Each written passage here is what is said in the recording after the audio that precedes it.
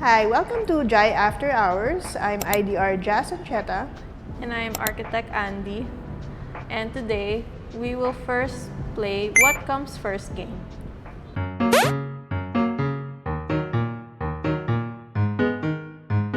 So let's start. Onion. Garlic. Or. The egg. Yeah, egg. Sunscreen.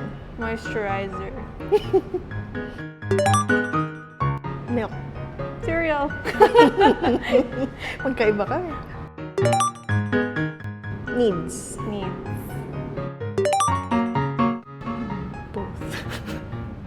Function first. Yeah, function. Space planning. Yep, space planning. So we're gonna talk about today what's more important, space planning first or doing your decor and furniture.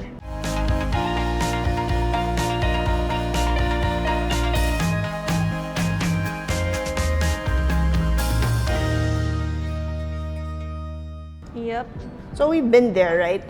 You wanna fix your home or your space, and then there's a lot of things that you see in Facebook, Instagram, TikTok, and then you see like, oh, this is nice, this is perfect for my space. And then when you buy it, you put it on your space, whether it's a decor, let's say it's a vase or some plants. Well, maybe plants. That depends. Or furniture, for example. You see that it looks nice when they style it in the post, but when you put it on your own space, it doesn't work. Yeah, it sometimes your imagination can take you somewhere, but not to reality. Right. So it doesn't mean just because something looks nice in the post that you see, or in, let's say, when you're doing online shopping, it doesn't necessarily translate to your own space. So now we'll discuss the top 3 mistakes when doing DIY. So the first one is the pre-designer trap. Yes. So What do we mean? what do we mean by that? So pre-buying frenzy. So we've experienced that actually. That's why we always want to guide our clients to consult us first. We have to finish the plans first before purchasing anything, because we're talking about scale and proportion. It has happened a lot of times that you buy something and then it's either too small for your space or it can be too big. So one of the things that I've encountered before is having a client buy a chandelier and then it actually does not fit the dining table because it was like the diameter of the chandelier was almost exactly to the edge of the table. And what does that mean? If you stand up, there's a tendency for you to actually hit the chandelier. So yes. So the ceiling wasn't that high. It was like normal height, like 9 feet, 8 feet only. And then the chandelier is a drop. So meaning to say from the ceiling, it goes down, right? So it's not like mounted just on the ceiling. It has a cable or a rope. So it goes down, and then I already knew that before even putting it in or even seeing the photo. Like I checked the dimensions and I already knew that it doesn't fit.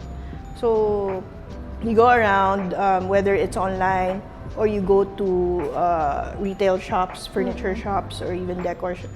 And if you don't measure your space, that is a very, very big mistake.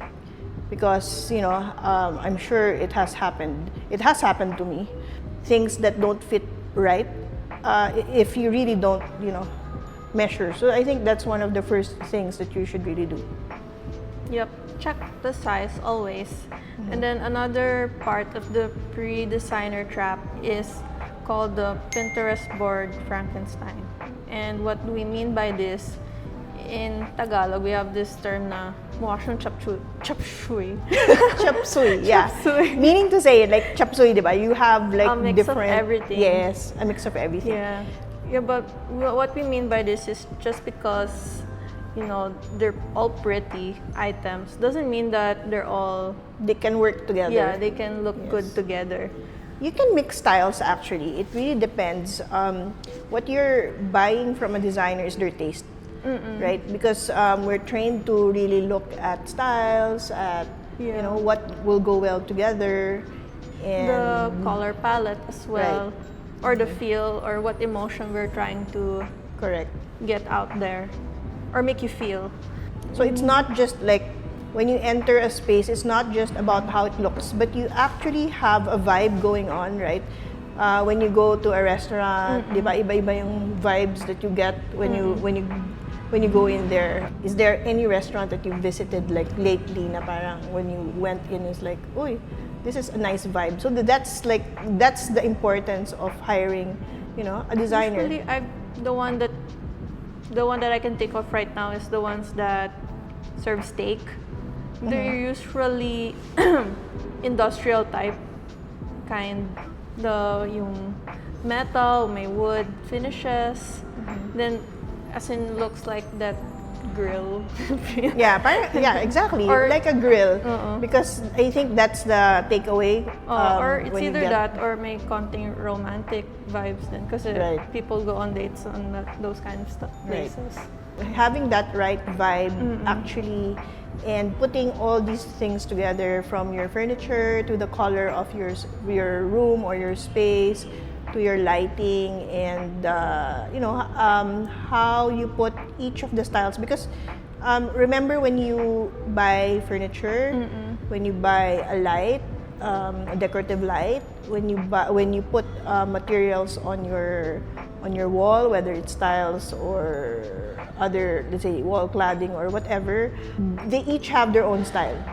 So it has to blend together. Yeah. So you can actually mix and match some styles, but there are some that can clash. So Yeah, so what we do, maybe it can help you.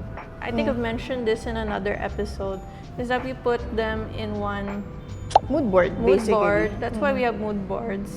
That's why we have Pinterest.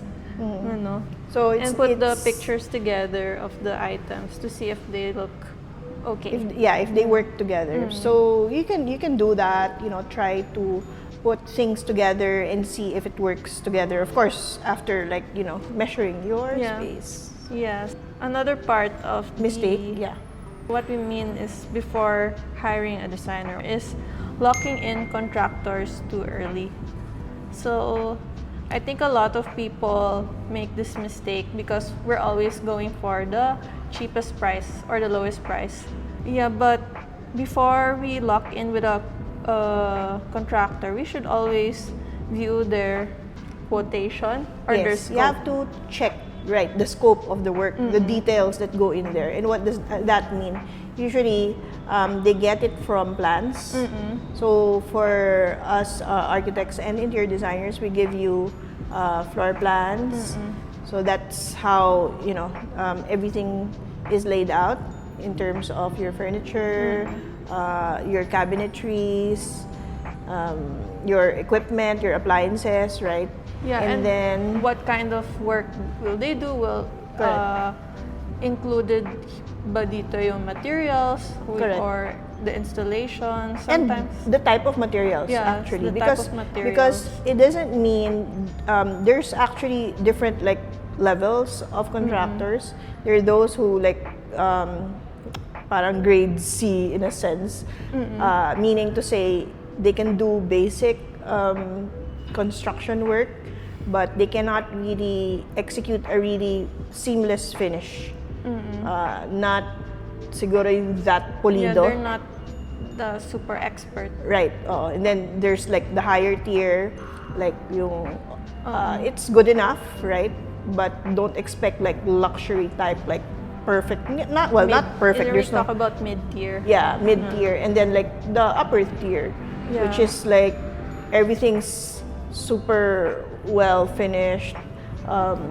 Refined na. Refined. You know that when they, let's say, install something, you know that it's correct, and you know that the finishes are done right, walang mga like patches or wrong application, because it can happen. It does happen. And I think a lot of us here, when you start building your own space, whether it's a condo or a house, or let's say you're starting a business and you're doing commercial, you don't really have that experience, a prior experience to construction. So sometimes it becomes on-the-job training in terms of what is happening during construction. So it's really, really important, one, to have first proper planning, because the contractor will not have a basis for their quotation if there is no plans. And of course, you won't get a building permit. So those are the things that you need. Yeah, just to make sure everything will run smoothly. And of course, we're paying contractors so that you can also save yourself from stress, from spending too much time and energy, really. Right, because if it's something that you're not well versed in, you're not an expert in construction, right? So there are some things that you don't know might be a mistake, right? Or there are contractors who actually shortcut things, and you thought that everything's okay, and then when you stay in your space, that's the time you realize, oh, there's something wrong. There's leaks. There's problems. There's cracks on your wall, or so you could also know. I mean, let them do, or ikaw buy the right materials. Correct. Right measurements. Yeah, and in terms of talking about contractors, there are different types of materials also. So they might include some finishing materials for you, and then it's something that you might not want. The quality might not be what you actually prefer. Because like example, wood na lang. Let's say flooring. You can have solid wood, right? You can have wood tile, so it looks like wood. You can have stone plastic composite, that's SPC flooring, and SPC is vinyl on top, and then there's like different materials in the bottom, and it's basically waterproof, but it's not real wood, right? So there's more actually. There's a lot more, and we're just talking about one item, that's just flooring. So your contractor, if you don't have a proper specifications book or in your plans, if it's just say wood and then there's nothing specific about it, they can always change the specs, right? And then you don't know already, you see it, why is it like this? Hindi yan yung napag-usapan natin, parang ganun. At the end, ikaw rin pala magbabayad. Right. So you don't want that. You want to be sure that everything is very, very specific in terms of your materials, or if you can actually provide the finishing materials, that's actually better, so that your contractor can just be the ones who provide the basic structure. So yung cement, the carcass the basic finishes or the structure before you get to the finishing side. So And then, so next part is the DIY reality check. So what happens when we do it ourselves? So while the internet romanticizes DIY projects, it's not bad, but it comes with risk. Yes. Yep. So when you DIY and didn't plan it well, or did not plan at all, that's when reality will hit you with the problems. Yeah. So or for the consequences. Example, you didn't plan all your outlets, right? And then you decide, oh, I need to add another outlet here, another outlet there. Again, everything that you add or change during construction stage will incur cost. Why? Because maybe the wall's already up, and then there's no provision for your wiring. So meaning to say, what will the contractor do? They will chip off the wall again to include the conduit where your wires will go through, just to accommodate your extra outlet, right? But if you planned it at the very start, so that's really important, right? And another one is that, why we're paying experts or contractors or designers is because we're paying for their expertise. Correct. And also to save you, time, your energy, so that let's just let them do what they're supposed to, as long as It's like, they're to be trusted. for example, yes. For example, you got sick, di ba? Sabihin mo natin, and you don't know anong sakit mo, right? So where do you go? You go to a doctor. Same thing here. So if you're planning your space and it's like a major renovation, right? Or it's something new, where do you go? Of course, you go to that expert, because if you don't, that's all where all the costly mistakes happen. And I've seen that a lot from previous clients, from my experience too. And I thought before, that's how actually I got into interior design. I thought I can DIY, and I've actually renovated probably 80% of my house because there was a lot of things that was wrong. And I had a contractor who actually did quite well on the finishes, but it was the wrong function, it was the wrong height. There are a lot of wrong things, wrong scale, wrong proportion. So I'm still not done renovating actually, but I do it like a little at a time. So you think you'd save money in a sense, but when you add it all up, and the cost and the inconvenience of actually redoing things, and remember, when you're already living in your space and you're using the space and there's renovation, it's such a hassle. So my next project is actually my son's bedroom, because he's already an adult, and the desk that is there right now, he's tall, he's I think almost 5'8", and he doesn't fit. So there's shelves that are actually a bit low, and he doesn't fit, so he can't sit up straight. He has to slouch just so that he can do his work. So those are some of the things that that is the result from doing DIY and thinking that you actually know what you're doing. But yeah, so a lot of things that so it's your time. It's also understanding that there are provisions, what we call roughing in. So that's where you put the abang, the pipes, the wiring. Right. So yung mga things that aren't aesthetic but are actually, how everything functions for you. I had a client before who had a contractor who wasn't, I guess, that good. He wasn't that well versed. I don't know. The installation of the toilet was wrong. We were wondering why there was a smell. So you won't really know until after, right? So there was a smell coming from the bathroom, and we were checking the seals around the toilet. It was okay. We actually thought that it came from the air conditioner, but in the end, she had to hire a sanitary engineer.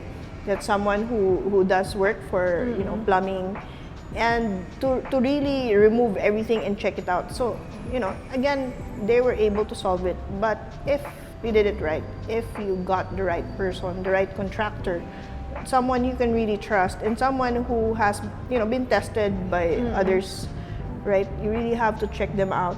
Then hopefully you wouldn't get into this kind of costly mistakes. So what is our golden rule? So our golden rule is, first you should hire a designer so you can get your design first, and so that it's the design will be your guide to your good room. So the designer can help you and guide you, because we advocate for you.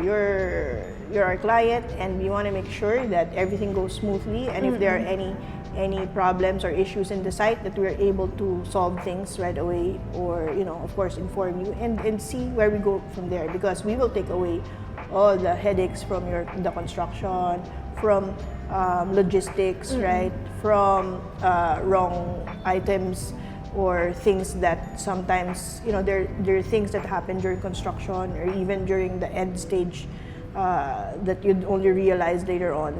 We will help you to navigate that process and make sure that the construction and everything from the start to the finish would be as headache-free as possible, right?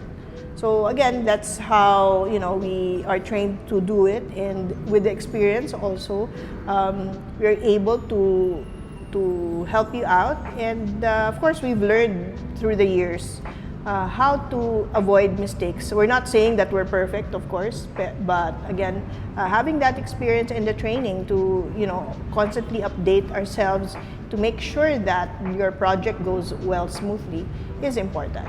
So design, especially, it's not just about styling. So you have to think, we're always, especially for us interior designers, probably not architects, they think that the only thing that we do really is pick out furniture, pick out curtains, pick out fabric. That's a very small percentage of what we do. We do actual measurements, we have plans as well, we have elevations, we have electrical. There's a lot of technical things that we do to make sure that when you get to the end, yes, it's not just, making things pretty, but making it functional and making things really work for you. So anyway, I just want to add to that. I mean, while the architect makes your house, the interior designer makes the space inside livable. So meaning whether it's how the things will flow inside and where you will sit or eat. Yes, so it helps us give take the a bath, vibe also, right? So it basically, we design how you will live inside the space. Correct. Yes, so remember, so you don't make that same mistake. It's not just about picking pretty stuff. It's really about how things work well for you. Because you can pick pretty stuff. I mean, everybody can do that, right? Designing or styling. Styling, it's really more of styling. That's like 5% probably for a job. So we hope you've learned something from this episode, and shoot us some questions. Maybe you have some ideas on things that we can talk about in our next podcast. And visit us here at the Monarch. We have a new exhibit right now. It's called Tiwala, and we have a lot of other workshops as well. So I hope to see you here at Molito. Follow us on Instagram, Facebook, TikTok, YouTube, and Spotify. So thank you. Bye.